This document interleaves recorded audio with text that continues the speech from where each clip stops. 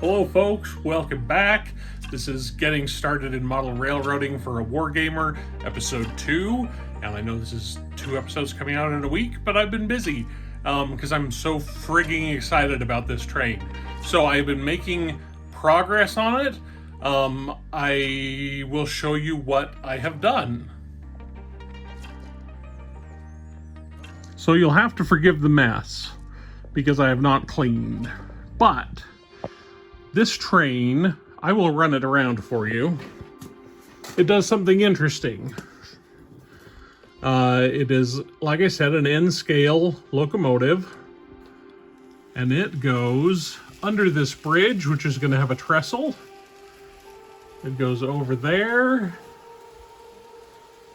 through a mountain. On top of that mountain, there's going to be a Tabletop World Wizard Tower. I'm super excited about that. Coming down, it is going to go through a canyon, come out the other side, go behind the laptop, underneath all these cords, and then it comes and stops underneath. Whoa, sped it up instead of turned off. You might notice it goes underneath the laptop, which was not in the original plan for this train. And it was because this turn, it was supposed to have a tight turn and go around that way. And I was overestimating how much an N-scale train could make a tight turn. I thought it could make a much tighter turn than it could. It was impossible to do. And so I made a bridge out of this piece of MDF that goes across, and it goes underneath my laptop. So I can still do all my work on my keyboard, on my laptop, still get all of that done, but the train goes underneath it. It can pass underneath the laptop while the laptop is over it. But there are some interesting things about this train. So you'll notice here, this is Kato track or Kato track. I'm not sure how to pronounce it. But it is, Kato is a really good N-scale train manufacturer. That's who made the train. That's who made this track. But I, being me, wanted more freedom than it allowed. Basically meaning I didn't know what I was doing. So I got this Atlas Flex track, which means you can bend it any which way you choose, which required, let me move the train out of the way. I will zoom in. It required me to learn how to solder. I have never soldered anything in my life, but these joints had to be soldered all throughout the thing. But you'll notice another interesting thing as I move the train back. So it was on the Kato track because that's what the power supply is connected to.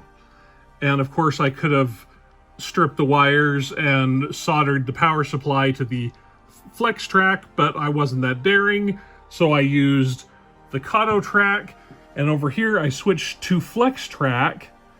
And then I had to go around this crazy crap turn because the thing that I wanted more than anything else was a lot of elevation changes and bridges. And I'm ending up with 1, 2, 3 bridges and a tunnel, which I'm super stoked about, but I could not get the flex track to work. And so at this point, I brought the flex track in, went up here, and I could not make that joint work. I soldered it until I didn't know what the crap I was doing. And then I got the bright idea to just get the Kato track back, and I put that all the way around, and it lasted until here, and then I ran out of it. And then I had to deal with soldering, but fortunately, most of that was on a straightaway going back behind the laptop and over here. So it worked. And this is where we stand. Tonight, I very roughly constructed this mountain. Everything on this is extremely roughly. If you are a railroad person and you're looking at this, you're like, that is one piece of crap track. Obviously, like, look at this. So this is roadbed. It's supposed to run underneath all the track. I laid it down. It's not supposed to run under Kato track, but I laid it down before I knew I was having Kato track. And then over here, there's no roadbed at all. And what the heck is going on with that? And who knows? And then even in places where I have the roadbed, it's not necessarily in the right place. So this is definitely going to be a piece of work. This is definitely going to be a lot of work to figure it out. But the whole plan is that this is going to take months. And it is going to take months for one thing, because I don't have money to invest all that much in the track. This ensemble of track and train and foam and board is about $400 of investment.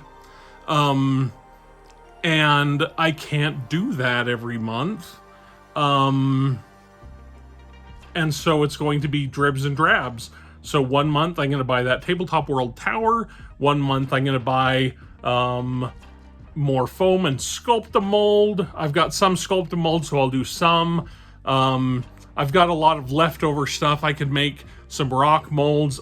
My first project is going to be that tower, and then the trestle bridges. Not the tower, the mountain and the trestle bridges, because I do have a ton of balsa wood, and I really want to get to work on the trestle bridges. So my first order of business is the mountain and the trestle bridges.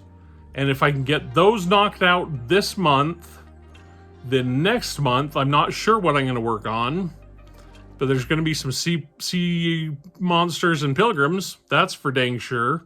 And who knows what else there's going to be.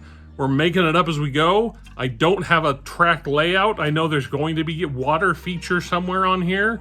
A lake or a pond or a stream. I don't know what it's going to be, but it's going to be on here. I want to have some kind of canyon other than the one canyon. I don't know. I'm making it up. So we'll see. Thanks for watching. I'll talk to you later. Oh, by the way, if you want to support me in this, join my Patreon and watch these videos all the time. And I would love it. And here's my awesome patrons. They're fabulous. Thank you very much. Bye.